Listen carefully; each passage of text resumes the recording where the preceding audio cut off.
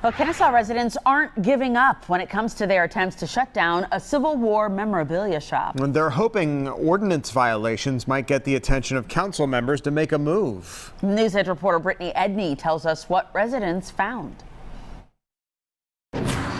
Some residents I spoke with tonight told me that they believe Wildman's is in violation of several city ordinances, including having these bars and coverings over the doors and windows out front. Not to mention some of the flags that are hanging from the balcony up on the second floor. From the outside of Wildman's Civil War surplus, there's a lot of different ordinances that they don't comply with. There's a lot of flag ordinances. There's a lot of safety codes they don't conform to. You're not supposed to cover more than 30% of the window.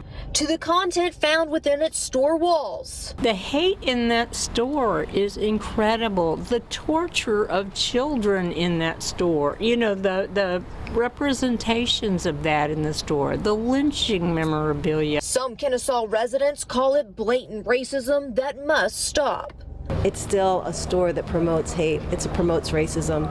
And does Kennesaw really want to be known for that? The Confederate flag is a symbol of hate. What is wrong with you people?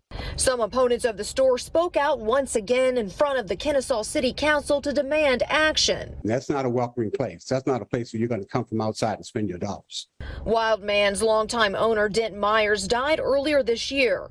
In June, city officials told Fox 5 that Myers' friend, Marjorie Lyon, went through all proper channels and inspections to get a business license to reopen the store. It's a complex issue, but they've chosen to support the store instead of the people. We have to do something, and if we don't stand against hatred, and that's exactly what that is, it's promoting hatred, then what are we telling our children? After the public comment section of the meeting tonight ended, none of the city council members made any type of comment or remarks in response to anything that the residents said. We also sent an email asking city officials if they'd like to say anything in response to this story, and we have not heard back. In Kennesaw, I'm Brittany Edney, Fox 5 News.